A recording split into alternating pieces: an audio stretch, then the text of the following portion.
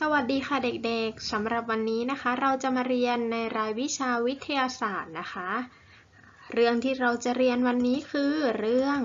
แหล่งกำเนิดเสียงธรรมชาติ ถ้าเด็กๆทุกคนพร้อมแล้วเดี๋ยวเราไปเริ่มเรียนกันเลยค่ะ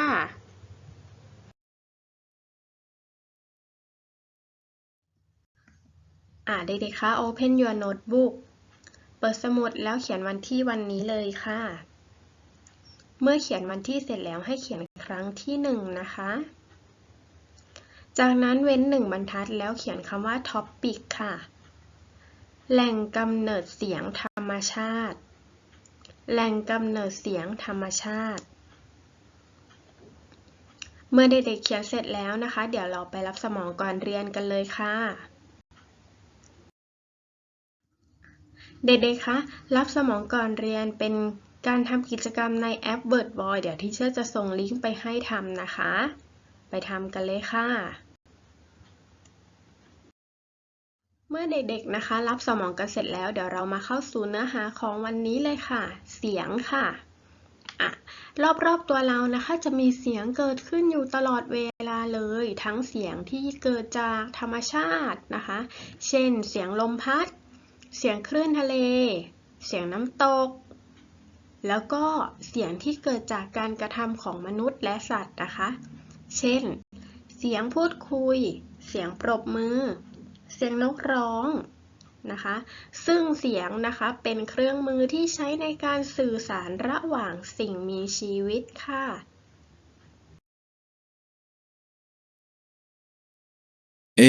ว่าแต่น้องๆเคยสงสัยกันหรือเปล่าครับว่าเสียงที่เราได้ยินไม่ว่าจะเป็นแหล่งกำเนิดจากธรรมชาติหรือเสียงที่มาจากมนุษย์สร้างขึ้นนี้เกิดขึ้นได้อย่างไรไม่ต้องสงสัยกันนานนะครับน้องๆเพราะเจมส์จะมาช่วยเราไขคำตอบในช่วงกิจกรรมทดลองต่อไปแล้วเหรอครับ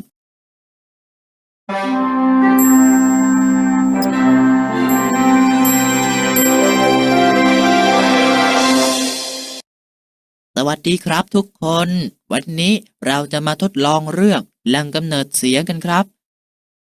การทดลองนี้จะทำให้เพื่อนๆได้เห็นว่าเสียงเกิดขึ้นมาได้อย่างไรก็ตามเจมส์คงต้องขอแรงเพื่อนๆมาเป็นอาสาสมัครช่วยเจมส์ทดลองกันหน่อยนะครับเรามาเริ่มเตรียมอุปกรณ์กันเลยนะครับอุปกรณ์แรกได้แก่เส้นเอ็นอุปกรณ์ที่สองคือราวเหล็กจากนั้นเพื่อนๆช่วยเจมส์คลิกลากเส้นเอ็นไปผูกไว้ที่สองด้านของราวเหล็กในแนวนอนดังภาพครับ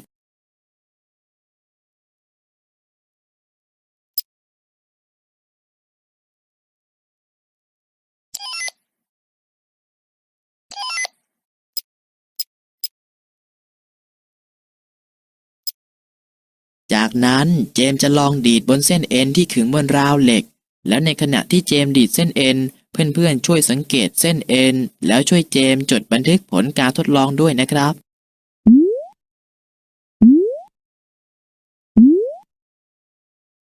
จากการทดลองที่น้องๆช่วยเจมส์ทดลองนี้น้องๆจะสังเกตเห็นว่าเมื่อเจมส์ดีดเส้นเอ็นจะสั่นสะเทือนแล้วมีเสียงเกิดขึ้นในขณะที่เมื่อเราเปรียบเทียบกับตอนที่น้องๆขึงเส้นเอ็นไว้ในตอนแรกเราจะไม่ได้ยินเสียงเอ็นก็ไม่ได้สั่นสะเทือน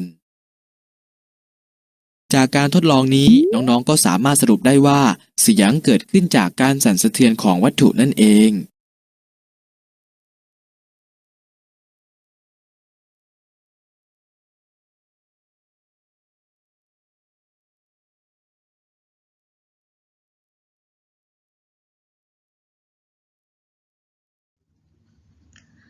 เรามาดูการเกิดเสียงนะคะเสียงเนี่ยเกิดจากการสั่นสะเทือนของวัตถุต่างๆโดยเสียงจะเดินทางผ่านตัวกลางก็คืออากาศนะคะจากนั้นก็เดินทางมาถึงอวัยวะที่ใช้รับฟังเสียงของเราก็คือหูนะคะหูโดยเสียงจะมี2ประเภทคือ 1. เสียงที่เกิดจากธรรมชาติ 2. เสียงที่เกิดจากมนุษย์และสัตว์เดี๋ยววันนี้เราจะไปเรียนในหัวข้อที่1นะคะเสียงที่เกิดจากธรรมชาติไปเรียนกันเลยค่ะ เสียงที่เกิดจากธรรมชาตินะคะ ตัวอย่างที่หนึ่งเป็นเสียงลมพัดค่ะ เสียงลมพัดนะคะเป็นเสียงที่เกิดจากธรรมชาติค่ะ ตัวอย่างที่สองนะคะเป็นเสียงคลื่นทะเลได้เลยค่ะเวลาหนูไปเที่ยวที่ทะเลนะคะ เวลาเรายืนอยู่ที่บนฝั่งหรือริมทะเลนะคะ ริมชายฝั่งทะเลเราจะได้ยินเสียงคลื่นน้ำนะคะ นั่นคือเสียงที่เกิดจากธรรมชาตินั่นเองค่ะ ต่อมานะคะ ตัวอย่างที่สามเสียงน้ำตกเสียงน้ำตกคือเสียงที่น้ำนะคะไหลจากนะคะบริเวณที่มีพื้นที่สูงลงสู่บริเวณที่มีพื้นที่ต่ำนะคะน้ำเกิดการกระทบกับหินทำให้มีเสียงเกิดขึ้นนี่คือเสียงจากธรรมชาติเสียงน้ำตกนั่นเองค่ะตัวอย่างต่อมาเป็นเสียงฟ้าผ่าหรือเสียงฟ้าร้องธรรมชาตินะคะเมื่อมีเวลามีฝนตกนะคะเด็กๆจะเห็นกับฟ้าแลบฟ้าผ่าฟ้าร้องนะคะนั่นคือเสียงที่เกิดจากธรรมชาตินะคะมนุษย์เราไม่สามารถไปสร้างเสียงต่างๆเหล่านี้ขึ้นมาได้นะคะสรุปนะคะเสียงเนี่ยเกิดจากการสั่นสะเทือนของวัตถุต่างๆโดยเสียงจะเดินทางผ่านตัวกลางก็คืออากาศมาถึงกับอวัยวะรับฟังเสียงคือหูของเราโดยเสียงรอบตัวเราเนี่ยจะแบ่งออกเป็น2ประเภทคือ 1. เสียงที่เกิดจากธรรมชาติและ 2. เสียงที่เกิดจากมนุษย์และสัตว์สำหรับวันนี้นะคะในหัวข้อที่เราเรียนก็คือเสียงที่เกิดจากธรรมชาติประกอบไปด้วย